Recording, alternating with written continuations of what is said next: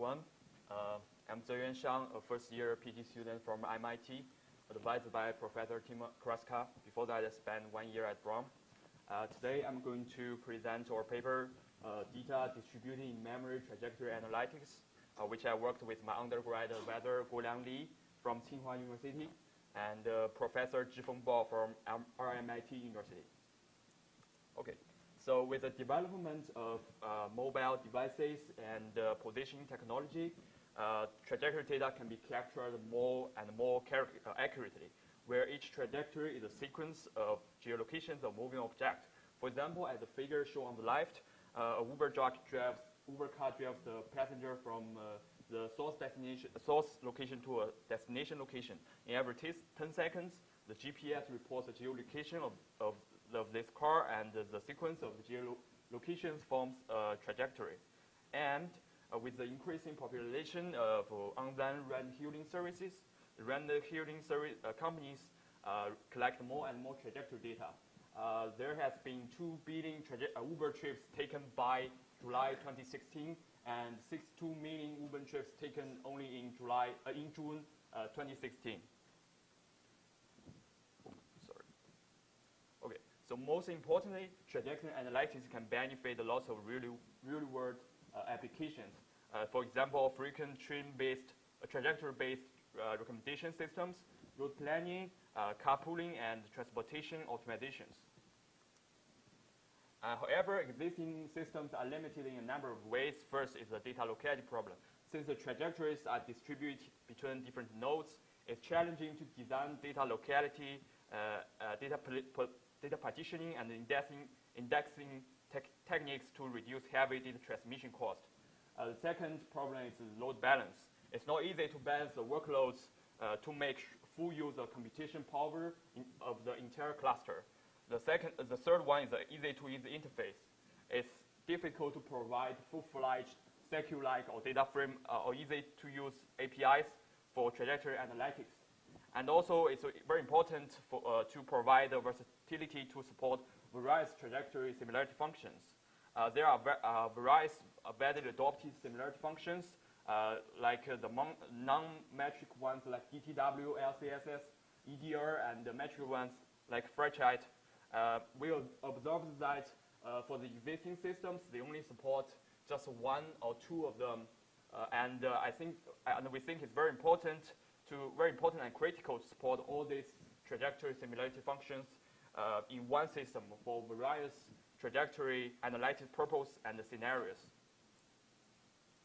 And so based on our definition, a trajectory is a sequence of multi-dimensional points.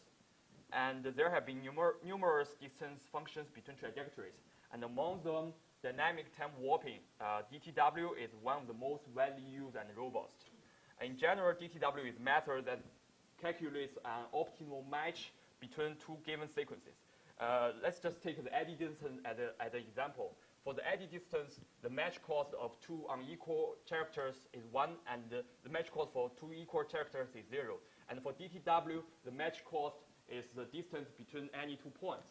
So it's essentially, DTW is very similar to eddy distance. So we start from the first points of sequence A and the first points of sequence B, and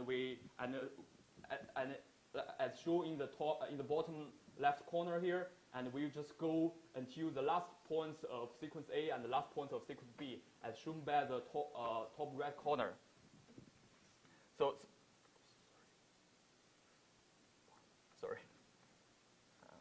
so the observation is that for any 2 sequences, their first points and the last points are always matched. We always take the match cost of first points and the last points in the eventual value of DTW. And the DTW value is just the sum of the parse, the sum of values on the parse, the optimal sum of the values on the parse, which is very similar to eddy distance. So based on the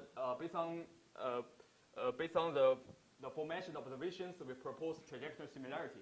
So it's given 2 trajectories T and Q, and we have a trajectory-based distance function f, for example, DTW as we mentioned before, and the threshold tau. If the distance between T and Q is smaller than or equal to tau, we can see that T and Q are similar. Then based on this definition, we could easily define trajectory similarity search and trajectory similarity join. And here is an overview of our system. We built our system on top of Spark CQ. As you can see here, this is the figure on the left is the overall architecture of our system. We built a system on Spark, and we employ a filter verification framework which use two levels of index: the global indexing for partitions of all data, and the local indexing for doing local search and local join.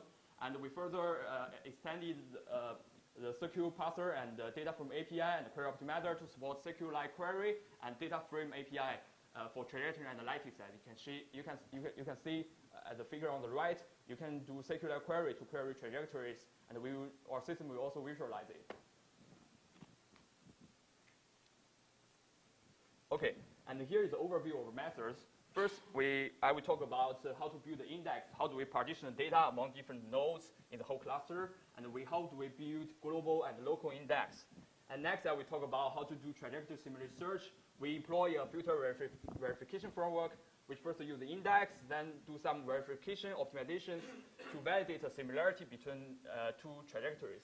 And then I will talk about how do we do a distributed join. We propose a cost model for doing join in the distributed environment. And we further propose a division-based load balancing to balance the workloads between different nodes. Okay, so here is how do we partition our data. Based on our definition before for different functions like DTW, the first points and the last points of two trajectories always matched. So we can just use their first points and last points as the lower bound estimation of the DTW value. So first, to partition trajectories, as see we have three trajectories here. And we first partition by their first points into several minimum bounding rectangles, so-called MBR. And see here we have several MBRs, and the top two trajectories are partitioned to the same MBR because their first points are very close. And the other trajectory is partitioned to another MBR because its first point is far from these two first points. And further, in the next level, we partition by their last point. And as you can see here, these two trajectories, their last points are just a little far, so they will be partitioned into different partitions. And eventually, say if we partition the first points by into 8 partitions, and in the next level we partition the last points into 8 partitions, eventually we will get 64 partitions. So the intuitive here is that if eventually for trajectories in the same partition, their first points will be very close, because we partition by their first point first. And their last points will also be very close because we partition by their last points in the next level. So it's very probable that trajectory in the same partition are similar with each other, and the similar trajectories tend to result in the same partition. Okay, so then for the global index, it's pretty straightforward because we partition by their first points and last points. So for each partition, we build we can get MBR for all the first points in this partition and MBR for all the points in the of last points in the partition, and we can build an R tree for all the MBRs of first points and another R tree for all the MBRs for last points. And we have observation that if a point Q is the distance between point Q and MBR is smaller or equal to tau, then for any point Q, any other point P belongs to this MBR, their distance will also be smaller or equal to tau. So if for any query trajectory, if first point to the MBR is smaller than if the distance between the first point to one of the MBR and the distance between its last point to one of the MBR, the sum is smaller or is bigger than tau, then this trajectory cannot be similar because their first points and last points match cost is already bigger than tau, and the final DTW value is always larger than or equal to this lower bound. So by doing this, we can build a global index with 2 R trees. And you can see here, take these 3 trajectories as example. The bottom trajectory whose first point, we can compute the distance between its first point to the MBR of the first 2 trajectories. And we can also compute the distance to MBR of its last points And we can sum them together to see whether it's bigger than tall. If it's bigger than tall, then they cannot be similar. And further, because we just use the first points and the last points during global index, during global proving, we miss a lot of cases. Their trajectories with very close first point and last point, but the points in the middle are actually far from each other. So we further use some points in the middle.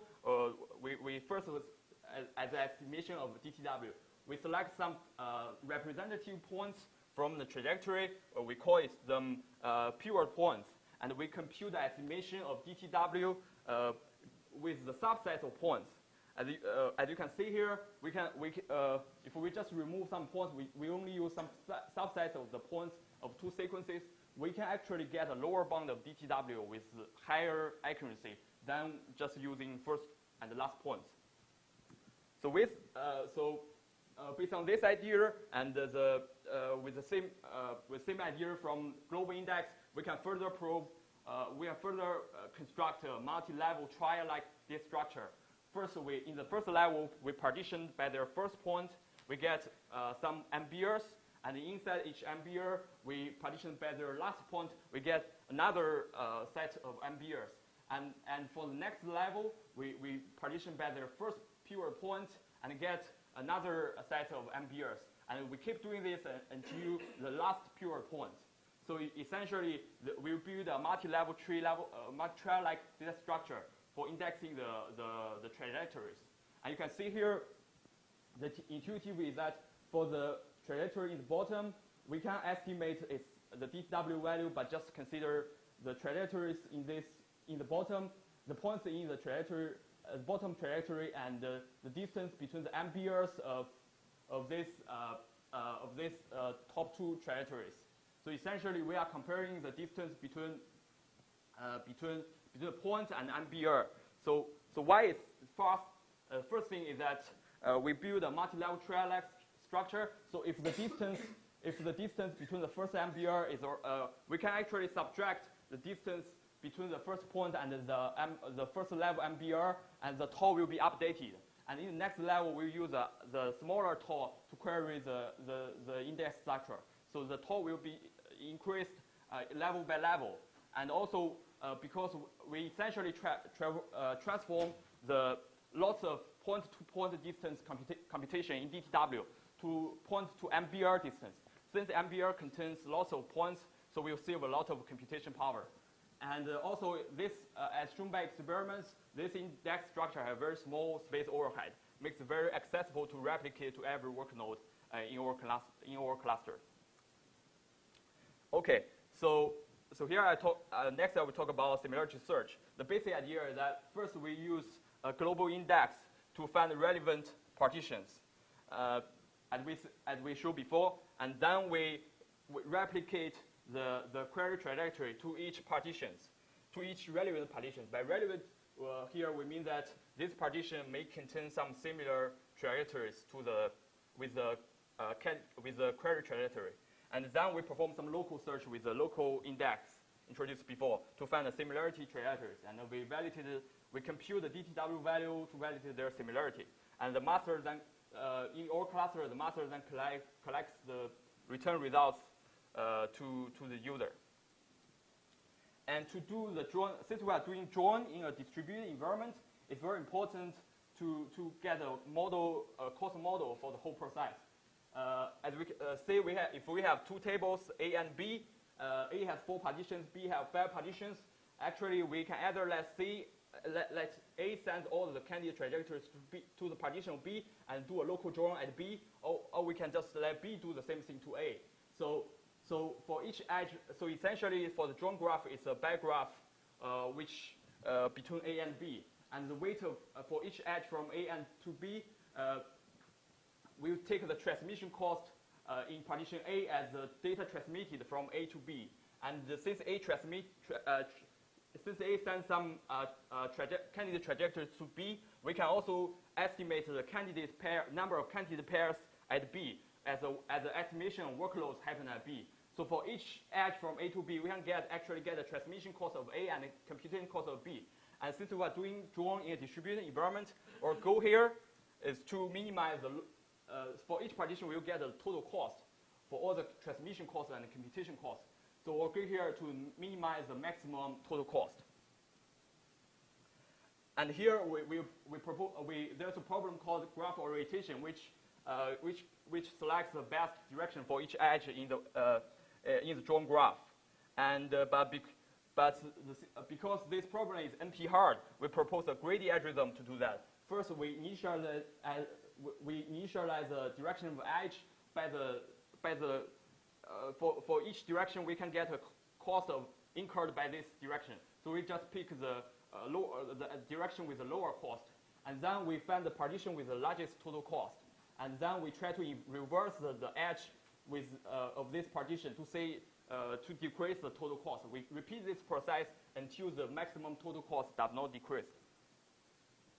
But the limitation of this graph orientation problem is that it's greedy, so it's not perfect, and also it does not work well for partitions with inherently huge cost. So we propose another idea which is called division-based load balancing. As you can see here, the first partition has too many connections. So we just partition it to another partition as two partitions here, and we just distribute the edges equally among these copies. And in practice, we choose 98% quantile of total cost as the division cost. And for partitions whose total cost is bigger than division cost, we develop them into a corresponding number of units. And here is all experimental setting. We use two large DSIs called OSM, OpenStreetMap, which has 141 million trajectories and another one with 65 million trajectories for similarity join. And or we use three baseline methods, which is naive, without using any index. And the SIMBA is a paper published in SIGMOD, and another method, DFT, published in VLDB recently. As you can see here, because of the time limit, we just show the results on the large dataset. As you can see here, the third time on the big dataset with 141 million trajectories, we just take around 100 milliseconds, which is 2 or 3 orders of magnitude faster than baseline methods. And for drone, we are able to drone 65 million trajectories with a threshold tau equals to 0.005 in less than one hour, where other baseline methods cannot handle this such large set of data set. So here is our conclusion. We propose the distributed in-memory trajectory analytic system. We support lots of trajectory similarity functions with support of a CQ and DFrame API. We employ a filter verification framework, and the experimental results show that our system performs the state-of-art approach significantly. Okay, for the future work, we plan to support more trajectory operations like KNN-based trajectory, and also try to extend our system to road networks. Okay.